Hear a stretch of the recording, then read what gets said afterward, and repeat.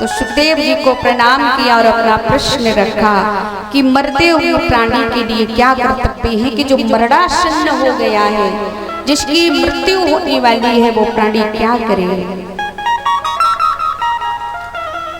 तो सुखदेव जी ने राजा परीक्षित के मन की शंका को पहले दूर किया। हे महाराज, तुम्हारे मन में जो शंका है उसको आप दूर करो। जो आपके मन में भय है, डर है कि मैं 7वें दिन मर जाऊंगा, इस भय को आप दूर कर दो। क्योंकि संसार में एक ही बात अटल सत्य है कि जिसने जन्म लिया है उसकी मृत्यु निश्चित है। जो आया है सो जाएगा। राजा रंक फकीर चाहे कोई भी हो, जिसका जन्म हुआ उसकी मृत्यु निश्चित है। तो अकेले तुम नहीं मरोगे। ये दुनिया में आप जिसको देख रहे हो ये सब मरने वाले हैं। अगर अकेले मरते तो मान लिया जाता कि तुम्हें दुख हो रहा है, पर जब सब जाएंगे, सब चले जाएंगे, सब मरेंगे तो फिर किस बात का दुख। और जिस चीज का तुम्हें दुख हो रहा है, ही महाराज, जिस शरीर के छूटने का तुम्हें भय सता रहा है, तो ये शरीर नाशवान है। ये पंच तत्व से निर्मित हमें मनुष्य का शरीर प्राप्त हुआ है। ये पंच तत्व में ही विलीन होना है।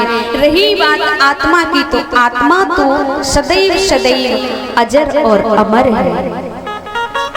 उसको ना शस्त्र काट सकता, ना अस्त्र काट सकता, ना कोई उसको मार सकता।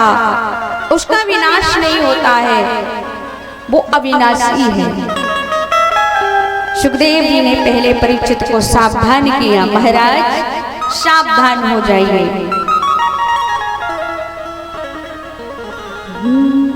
जितासनो जित श्वासो जित संगो जितेन्द्रियः स्थूले भगवतो रूपी मना संधारे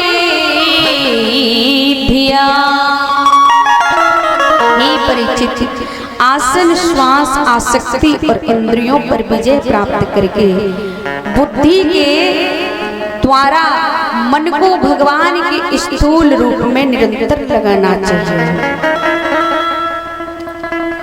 सुखदेव जी ने ध्यान करने को कहा, तब परीक्षित ने कहा, हे मुनिवर, भगवान तो अकेले हैं, भगवान एक है, तो फिर वो अपनी माया से सृष्टि का निर्माण संहार कैसे करते हैं?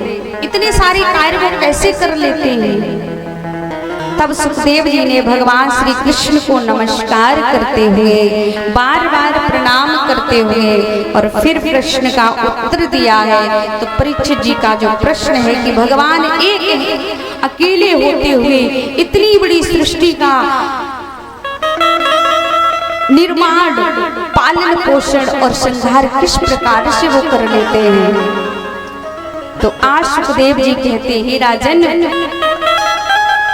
जब इस सृष्टि पर कुछ भी नहीं था, केवल जल ही जल था, तो एक बार श्री हरि नारायण के मन में इच्छा जागृत हुई कि मैं सृष्टि का निर्माण करूं। और जैसे ही भगवान की इच्छा हुई तो उनकी नाभि से एक कमल निकला। कमल नाल निकल करके जल के ऊपर कमल खिला और उस कमल पर ब्रह्मा जी की उत्पत्ति हो गई। जब ब्रह्मा जी उस पर प्रकट हुए तो ब्रह्मा जी को 2 अक्षर सुनाई दिए, एक ता और एक पा। बार बार आवाज आ रही थी, ता प ता प। तो ब्रह्मा जी ने विचार किया क्या करना चाहिए, दोनों अक्षरों को जोड़ा तो एक शब्द बना, तप। बोले तप करो, तप करो। ब्रह्मा जी ने खूब तप किया। और जानते हो भक्ति, तपस्या माने क्या होता है? हम लोग तपस्या तपस्या कहते तो रहते हैं, तप तप माने क्या होता है? तप यानी तपस्या 2 प्रकार की होती है। कैसी कैसी? एक विचार तप और दूसरा संयम तप। विचार तप माने होता है कि आपके विचारों में निरंतर हर घड़ी हर क्षण केवल परमात्मा का ही चिंतन रहे, उसको हम विचार तप कहते हैं। संयम तप इंद्रियों पर कंट्रोल करके, इंद्रियों को बांध करके, इंद्रियों को जीत करके जब हम इंद्रियों से ऊपर उठ जाते हैं और मन हमारा भगवान के चरणों में लग जाता है, जब मेरा संयम बढ़ जाता है तो उसको संयम तप कहा जाता है। हर जीव को निरंतर आत्मचिंतन करते रहना चाहिए। आत्मचिंतन माने जैसे आप घर का काम भी कर रहे हो, लेकिन आपकी जो ध्वनि है, जो आपकी डोर है, वो परमात्मा से लगी होनी चाहिए। माताएं कहती हैं, कई बार सभी मैयाओं की शिकायत होती है कि पूजा पाठ कैसे करें, अरे इतना काम होता है घर में कि उससे फुर्सत नहीं होती है।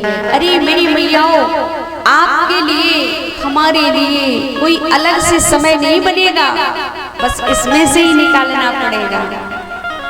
ये जीवन नहीं है जो हम जी रहे हैं, बस रोज उठ करके दिशा मैदान जाओ, नहाओ धो, कपड़े धो, झाड़ू पोछा, बर्तन चौका, रोटी बनाना, भोजन बनाना, गाय भैंस का साना चारी ये सब करना, ये सब हमारी जिंदगी नहीं है। इससे हट करके भी एक अलग जीवन होता है। आज हमको याद नहीं आ रहा है, लेकिन जब हमारा बुढ़ापा आ जाएगा और जब हम मरणासन्न हो जाएंगे, एक एक श्वास जब कीमती लगने लगेगी, तब एहसास होगा कि काश परमात्मा ये विवेक हमें पहले आ गया होगा। जब शरीर से प्राण निकलते हैं ना भक्तों, तो बहुत कष्ट होता है, इतना कष्ट, और ना जाने कितनी बार हम उस कष्ट को सह चुके हैं। बार बार जन्म लेना, बार बार मरना, उस कष्ट को सहते सहते थक गए। इसलिए गृह कार्य करते करते भी हम परमात्मा को याद कर सकते हैं। हम भोजन बना रहे हैं तो भी ध्वनि आनी चाहिए, श्री राधा श्री राधा,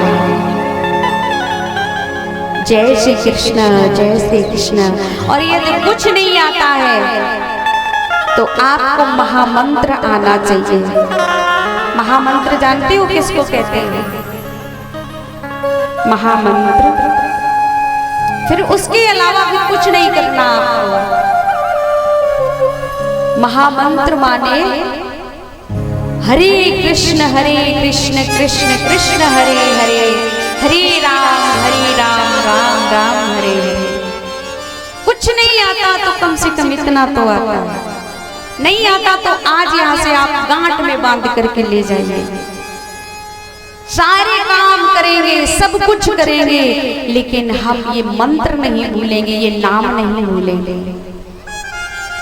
रोज भगवान से यही प्रार्थना करो, हे ठाकुर हम आपका नाम न कभी भूलें। निरंतर निरंतर मुझे तेरी याद आती रहे।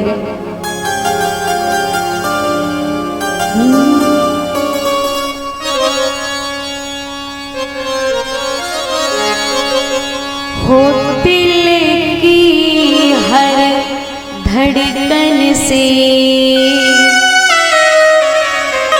जो आपका धड़कने वाला हृदय है ना, इसकी हर धड़कन से, आपके शरीर में चलने वाली हर श्वास से